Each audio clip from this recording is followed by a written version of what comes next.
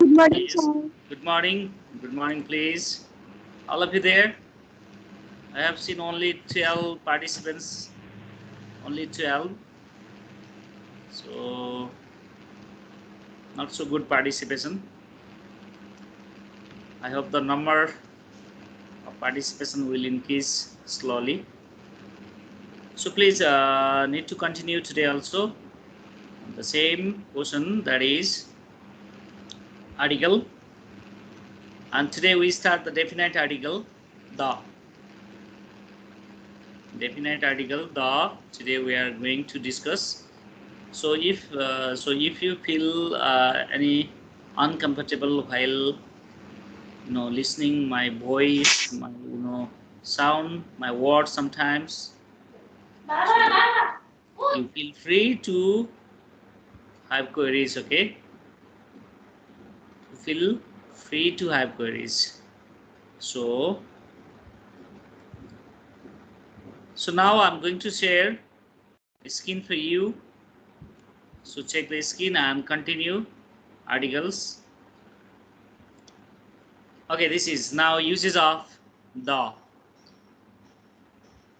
You can pronounce the also the. The also you can pronounce as the, that is screen share भएको छैन है Latin American English. Sir screen share गर्नुभएको कि नभएको screen share चाहिँ भएको छैन है हजुर स्क्रिन सेयर भएको छैन है गर्नुभएको हो भने ओके भएको छैन ठिक छ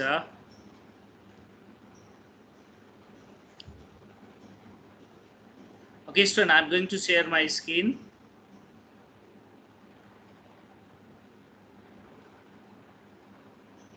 रमेश सर आएको छ अहिले? Yes, sir. ओके, आवाज सुन्नु भएको छ मेरो कि के गाह्रो छ आवाजलाई? सुनिएको छ। सुनिएको छ? सर। ओके।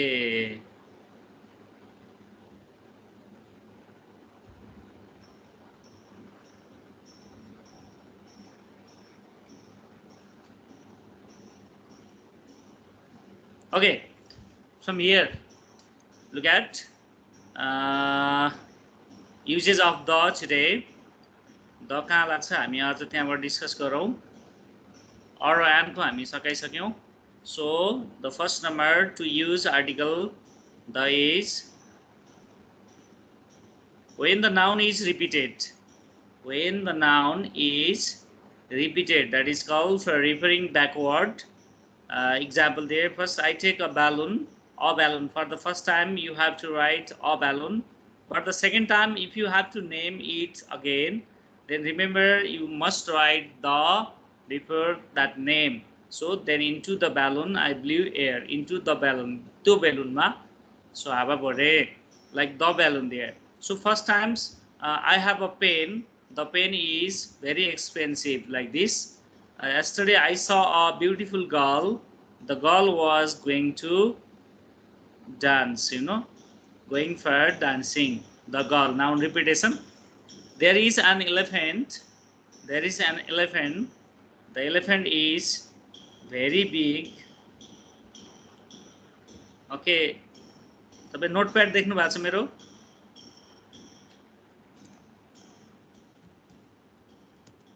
मैले लेखेको देख्नु भएको छ?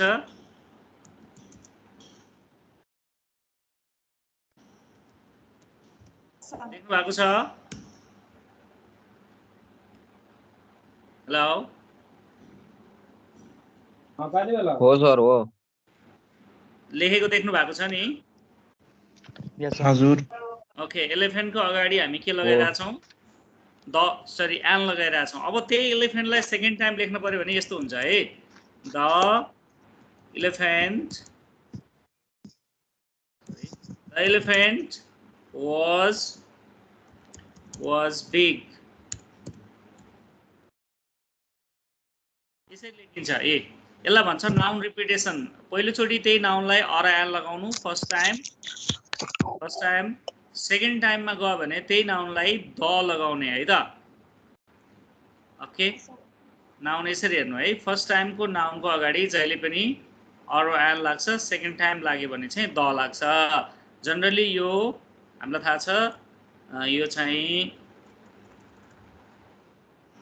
यो हाम्रो केमा हुन्छ भने नाउन रिपिटिङ भयो भने यहाँनिर इक्जाम्पल यो युजेज अफ दमा हेर्नु मैले पोइन्टिङ गरिरहेको छु नभए म तपाईलाई इन्डिकेट गर्छु यो यो अ ब्यालुन भनेको छ नि यसलाई सेकेन्ड टाइममा हामी बोल्दै गर्दा त्यही ब्यालुनलाई हामी द ब्यालुन बनाएका छौँ ओके त्यही ब्यालुनलाई हामी द ब्यालुन बनाएका छौँ है so when noun is repeated when noun is spoken second time so that in that case after there so we have to use article the. Okay, now go to number 2. Number second, when a noun is made a definite by adding details after it. यो भनेको generally joined by तपाईलाई यहाँ देखाउँछु मैले so हामी यसलाई के गर्छौं भने जनरली joined by तपाई थाहा पाउनु मेटाइदिए मैले यसमा चाहिँ जोइन के गरेर हुन्छ भने यहाँ हेर्नुस् है त एउटा मैले लेखेको हेर्नु when any प्रकाश सर जुर तपाईको स्क्रिन शेयर नगरिकिन मात्रै शेयर भयो के हो एकचोटी यसलाई मिनिमाइज गर्नु त स्क्रिन शेयर भएको छैन र यसलाई मिनिमाइज गर्नु त हेर्नु सर स्क्रिन शेयर भन्छ एउटा मात्रै उ भएछ के विन्डो मात्रै शेयर भयो एकचोटी अफ गरेर फेरि शेयर गर्नु त यसलाई हटाएर त्यो तपाईले लेखेको देखिएन के ए फेरि शेयरलाई अफ गर्नु फेरि शेयर गर्नु त मैले अफ गरिदिन्छु फेरि शेयर गर्नु है ओके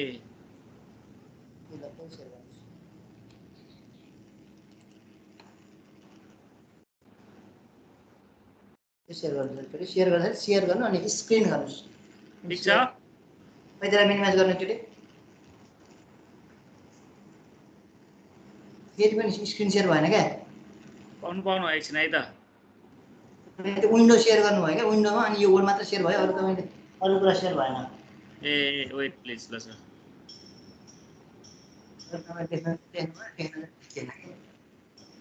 ओपन शेयर ट्रे आयो हैन शेयर ट्रे अनि फर्स्ट को चाहिँ स्क्रिन दबाम स्क्रिन ओके ल ओके ठीक छ ओके ठीक छ ल अब जाउँ जान्छ अब भनेर भन्नुस् आयो सर अब आयो स्टुडेन्ट्स देख्नु भएको छ अब देखेछ सर ओके अब नोटप्याडमा लेखेको देख्नुहुन्छ कि हुन्न हेर्नु है त एकचोटी सब देख्नुहुन्छ अब ठीक छ देखिएको छ सर ठीक छ ओके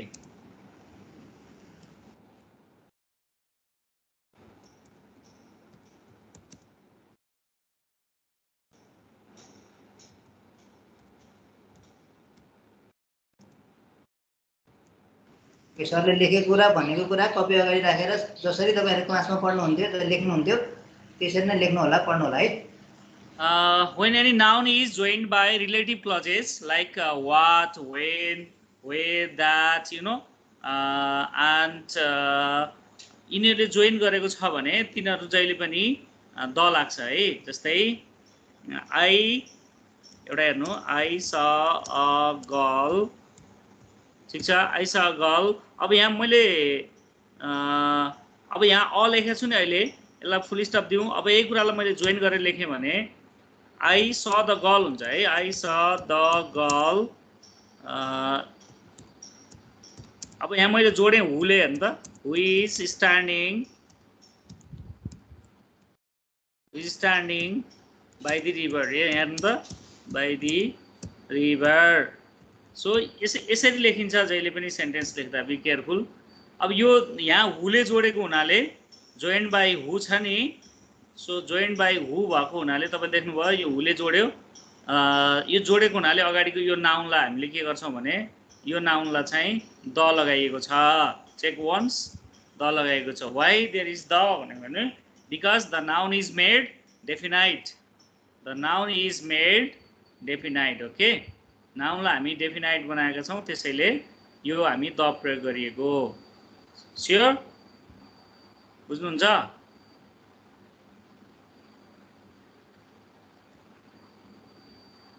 ओके नेक्स्ट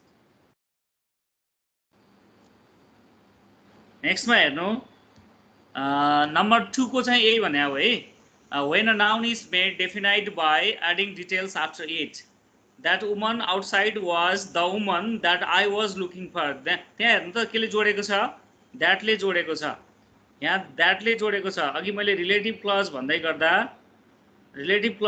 गर्दा what when who where how which that यिनीहरुलाई रिलेटिभ क्लज भन्छ के सो रिलेटिभ क्लजले जोडेको केसमा चाहिँ हामीले नाउनलाई द लगाउनु पर्छ त्यसैले यो वुमनमा द लागेको हो sure and next one is the pen why the pen is there you are already understood because there is the sentence is joined by that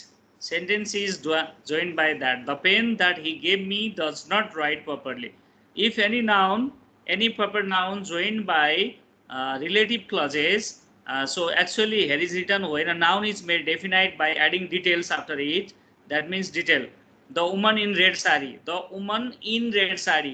because detail is given there about a woman detail is given there about a woman so that we use the woman okay so यहाँनिर हेर्नु यसलाई बुझ्नुहुन्छ अब त्यसपछि number 3 मा जानु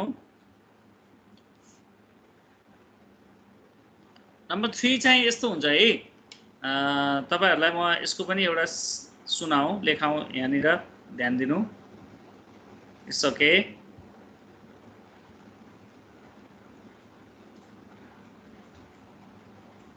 okay यहाँनिर हेर्नु त एकचोटि देखिरहनु भएको छ कि के गर्नु भएको छ भन्नु त ओके यो अफिस भन्ने वर्ड छ नि ल हेर्नु यो अफिस भन्ने वर्ड कस्तो हुन्छ भने अफिसमा द पनि लाग्छ अ पनि लाग्छ जस्तो अफिस पनि लेख्न मिल्छ है सरी के रे एन अफिस लेख्न मिल्यो हैन हामीले एन पनि लेख्छौं यसलाई एन अफिस लेख्छौं अनि कहिलेकाहीँ हामी के गर्नुपर्छ भने हामी द अफिस लेख्न पर्छ किन द अफिस लेख्ने भने किन लेख्ने किन नलेख्ने रिजन हेर्नु त द अफिसको म तपाईलाई देखाउँछु यो एन अफिस र द अफिस कसरी भयो भन्नु होला यो जब स्पिकरले तपाईले अर्को मान्छे सुनिरहनु भएको छ कोही मान्छेले तपाईले बोलेको सुनिरहेको छ भने सो त्यतिबेला यो 3 नम्बरको पोइन्टले काम गर्छ when we definitely know what is being talked about स्पिकरले भनेको कुरा लिसनरलाई थाहा छ लिसनरले चिनेको छ जस्तै I work in the office the office किन भनेको भने त्यो लिसनरले चिनेको छैन भने I work in a office भन्न पाइन्छ त्यसैले फरक पर्छ है सो सरी एन अफिस भन्न पाइन्छ फरक पर्छ ओके सो यहाँनिर हेर्नु त are you going to the pharmacy किन द लागेको भने त्यो जसले सुनेको छ नि त्यो मान्छेले चाहिँ एक्चुअली त्यो मान्छेले त्यो फार्मेसी चिनेको छैन भने are you going to a pharmacy okay I am going to a pharmacy तिमी फार्मेसी जाँदैछौ किन कुन फार्मेसी थाहा छैन तर यहाँ are you going to the pharmacy means actually that pharmacy is known to the listener also speaker also are you in the kitchen भन्यो भने are you in the kitchen भन्यो भने that kitchen is known to both of them those who are having conversation and next point go to the office actually sometimes we say go to the office and bring my pen that means the office is known to the listeners the office actually is known to the listeners okay learn to the actually those who know the area already that is definitely known to the particular people or listener generally हामी यसलाई listener भन्छौं जसले सुनेको छ चिनेको छ त्यस्तो ठाउँमा हामी द लगाउँछौं चिनेको छैन भने चाहिँ फेरि अर एनको प्रयोग गर्नुपर्ने हुन्छ ओके चिनेको छैन भने लिसनरले चिनेको छैन भने हामी अर एन लगाउँछौं चिनेको छ भने द लगाउँछौं कहिलेकाहीँ तपाईहरुलाई सेन्टेन्समा sometimes there may be you know written the then you need to understand that oh it means the place the name which is given there is known to both of them like speaker also knows that and the the listener also knows that so that place there we use the that name before we use the okay त्यसलाई चाहिँ हामी यसरी the प्रयोग गर्ने हो so number 4 now go to number 4 That is, here is written IV. Is it clear, my skin? Yes, sir. Hello, Yes. Okay, students. Confusion छ भने सोधिहाल्नु है। यो द लगाउने ठाउँहरू डेफिनाइट हुन्छ, जहिले पनि थाहा छ। डेफिनाइट्स भनेको फिक्स हो, पर्टिकुलर हो, स्पेसिफिक हो, त्यस्तो ठाउँहरूमा मात्रै लाग्छ, थाहा पाइरहनु। Okay, so next point, number IV, when an ordinal number of the adjective is used before a noun. You know, ordinal numbers, and two types of numbers are there. So now you see here two types of number there. The first one is ordinal number, and the second one is that is cardinal number. Actually, and the okay, ordinal भने के म बुझाउँछु। Ordinal, ठीक छ? Sorry.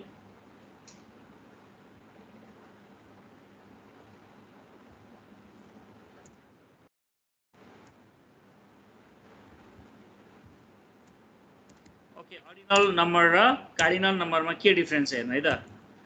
Cardinal र अर्डिनलको differences हेरौँ, त्यसपछि यसको हामी अरु थप कुराहरू गरौँला। ल,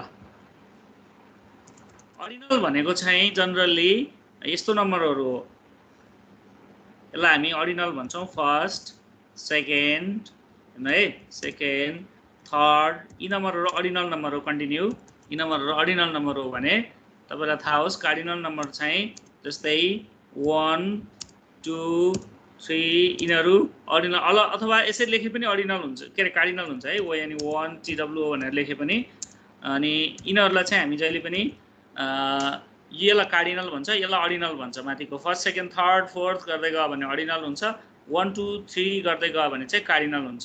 सो यति बेला हामी फर्स्टसँग चाहिँ माई जस्तो एउटा इक्जाम्पल हेर्नु।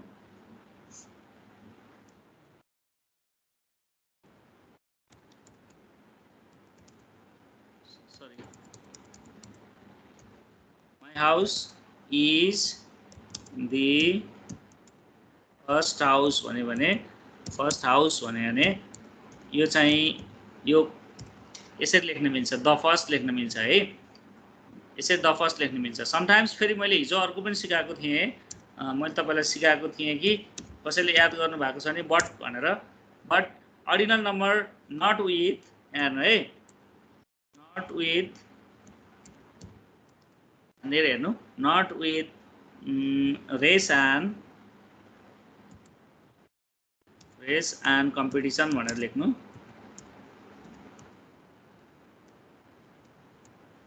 Not with race and competition, यस जस्तो कि सी स्टुड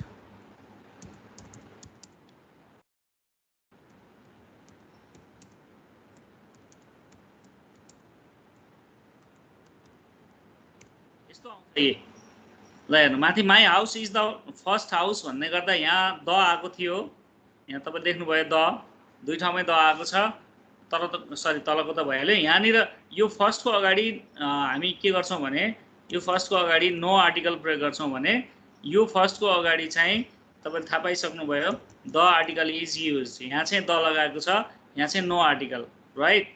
यहाँ हामी के गर्छौँ नो सरी हामी त्यहाँ चाहिँ यहाँ चाहिँ आर्टिकल लगाउँदैनौँ है। जनरली थाहा पाइरहनु रेस र कम्पिटिसनमा फर्स्ट सेकेन्ड भएकोलाई चाहिँ हामी आर्टिकल लगाउँदैनौँ, but not with race and competition. So कम्पिटिसनको स्पेलिङ बिग्रेछ, चेक गर्नु है। यस्तो गर्छौँ, हेर्नु त यहाँ एकचोटि नबुझे भए सोध्नुहोस्, इम्पोर्टेन्ट क्वेसन हो यो। ओके, नेक्स्ट हेर्नु, यहाँ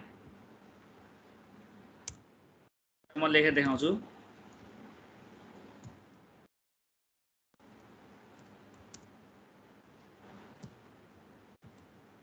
एउटा क्वेसन सकेपछि एक लाइन खाली छोडिदिनु है। ओके, हस् सर।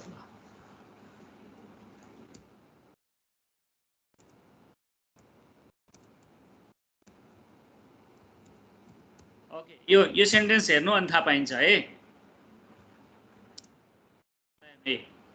यसले के देखाउँछ भने that is the race.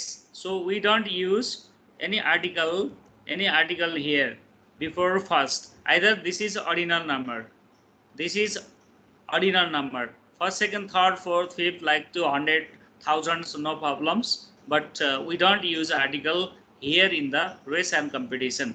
So she stood first in the class. Argentina became first in the Copa America. But my house is the first house in my village ever made. Okay, ever made. Son, I live in the first floor. I live in the first floor. He is the first in the line. He is the first in the line. My class is the first room in the school. My classroom is the first room, because that is counting. That is not the rest. That is only counting. So this is the things. So कसैलाई केही सोध्नु छ यहाँ?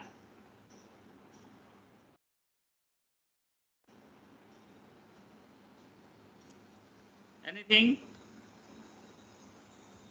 No, no things, right? Okay, so त्यसैले यो यहाँनिर के भनेको छ भने आइभीको when an ordinal number of the adjective is used before a noun भनेको छ, the first day, the second girl, the third page. यहाँनिर फेरि अलि बुझ्ने कुरा छ है, चेक गर्नु है त. the last item, यो पछाडिपट्टि नाउन आएको छ गर्ल भनेर.